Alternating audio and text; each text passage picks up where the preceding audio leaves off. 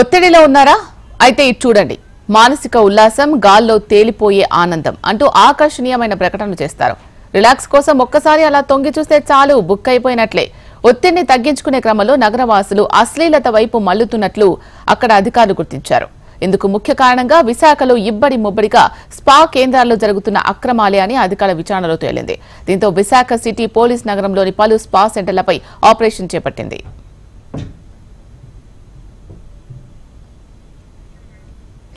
విశాఖపట్నం ఈ పేరు వింటే చాలు నీలి సముద్రం గుర్తొస్తుంది. అందమైన ప్రకృతి ప్రాంతాలు కళ్ల ముందు కదలాడుతాయి. తక్కువ ఖర్చులో ఎక్కువ ఎంజాయ్ చేసే టూరిజం సర్క్యూట్ గా విశాఖకు మంచి పేరుంది. ఇక్కడికి దేశ విదేశాల నుంచి పర్యాటకులు వస్తూ ఉంటారు. దీంతో టూరిజం, రిసార్ట్స్, రెస్టారెంట్స్ చాలానే ఉంటాయి.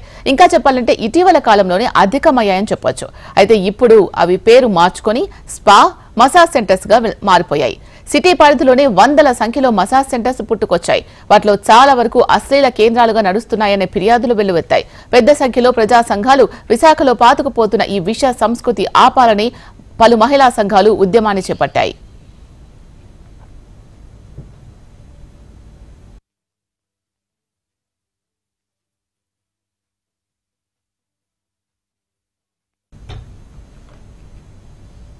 ఉత్తరాంధ్రలో ఈరోజు పెరుగుతున్న మసాజ్ సెంటర్లు, స్పా సెంటర్లు ఇక్కడున్న ఒక రకమైన టూరిజానికి, ఈరోజు సెక్స్ టూరిజానికి అడ్డాగా మారాయి.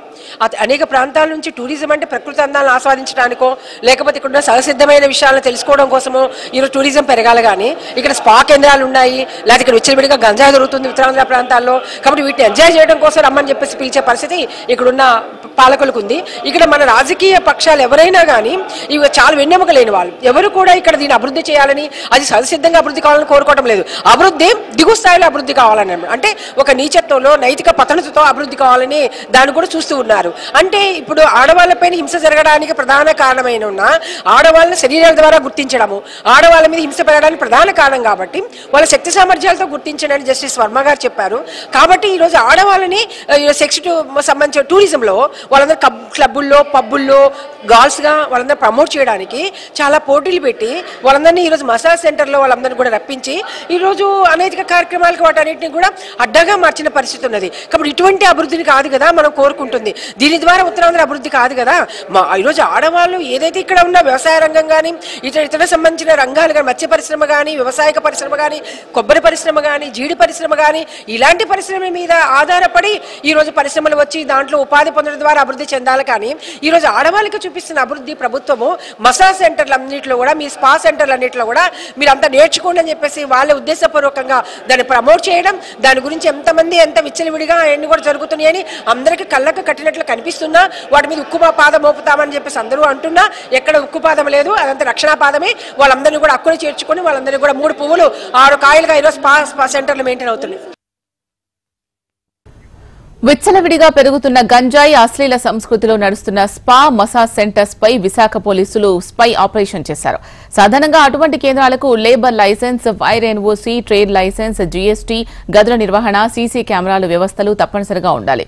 కానీ నగరంలో నిబంధనల మేరకు నడిచే సంస్థలు చాలా తక్కువగా ఉన్నాయని పోలీసులు గుర్తించారు. దీంతో నగరంలో నిబంధనలు ఉల్లంఘిస్తూ నడిపే స్పా సెంటర్స్ లో తనిఖీలు చేపట్టారు. ఇక మీదట నిబంధనల ఉల్లంఘన జరిగితే కఠిన చర్యలు ఉంటాయని వార్నింగ్ కూడా ఇచ్చారు. పోలీస్ యాక్షన్ తో విశాఖలో జరుగుతున్న టూరిజం ముసుగులో నడుస్తున్న ఈ స్పా సెంటర్స్ పై మరింత ఉక్కుపాదం మోపితే నేరాల నియంత్రణ సాధ్యమవుతుందని మహిళలు చెబుతున్నారు. అమ్మాయిలు చదువుకొని ఉద్యోగాలకు వెళ్దామని ఎక్కడైనా ఒక ఉద్యోగం చేద్దాం, మసాజ్ సెంటర్లు పెట్టి మసాజ్ సెంటర్లో ఇది జాబ్ అని చెప్పి దానిలో జాయిన్ చేసుకున్న తర్వాత మసాజ్ సెంటర్లో ఏం జరుగుతుందని బలవంతంగా వాళ్ళని ఒక రకమైన ఊబిలోకి నెట్టే పరిస్థితి విశాఖపట్నంలో పెద్ద ఎత్తున చాలా అపార్ట్మెంట్లో పెద్ద ఎత్తున బోర్డులు పెట్టి, మొన్న మేము ఒక దగ్గరికి వెళ్తే అవకాయం అపార్ట్మెంట్లో బోర్డు చూసి ఏంటంటే ఇది మసాజ్ సెంటర్, ఇందులో రకరకాల కార్యక్రమాలు కొనసాగుతాయి. అంటే గవర్నమెంట్ దీన్ని కనిపించట్లేదు, గవర్నమెంట్కి తెలిసే పర్మిషన్లు ఇచ్చి గవర్నమెంట్ చేస్తుంది. ఎందుకంటే గంజాయి, డ్రగ్స్ కూడా బలి చేస్తూ యువతరాన్ని, మహిళల్ని కూడా యువతరాన్ని కూడా పక్కదో పట్టిస్తూ వాళ్ళ జీవితాలను నాశనం చేస్తూ ఉద్యోగ ఉపాధి గవర్నమెంట్ కల్పించకపోగా ప్రైవేట్ ఉద్యోగాల కోసం మహిళలు ఈరోజు పెద్ద ఎత్తున చదువుకొని ఉద్యోగం కోసం వెళ్దామంటే ఇలాంటి ఊబిలోకి మసాజ్ సెంటర్లు కానీ, పాల్ సెంటర్లు కానీ పెట్టి అలాంటి సెంటర్లో ఊబిలోకి నెట్టబడుతున్న పరిస్థితి. ప్రభుత్వమే దీనికి బాధ్యత వహించాలని చెప్పి మేము డిమాండ్ చేస్తున్నాం. ప్రభుత్వం అలాంటి సెంటర్లని దాన్ని రద్దు చేయాలని చెప్పి ఎవరైతే చదువుకున్న మహిళలు ఉన్నారో వాళ్ళకి ఉద్యోగం ఉపాధి కల్పించాలి. ఉద్యోగం ఉపాధి లేని పరిస్థితుల్లో అలాంటి ఊపులోకి నెట్టబడుతున్నారు. కాబట్టి ఈ విశాఖ అంటే మంచి పేరున్నది, అలాంటి పేరున్న విశాఖని చాలా దారుణంగా నెట్టబడుతున్న పరిస్థితి కారణం ఏంటంటే ప్రభుత్వమే అని మేము చెప్పదలుచుకున్నాం. ప్రభుత్వం దీన్ని వెంటనే పరిశీలించి వెంటనే అలాంటి సెంటర్లని రద్దు చేసి యువతరానికి మహిళలకి నిజమైన ఉద్యోగాలు ఉపాధి కల్పించాలని డిమాండ్ చేస్తాం.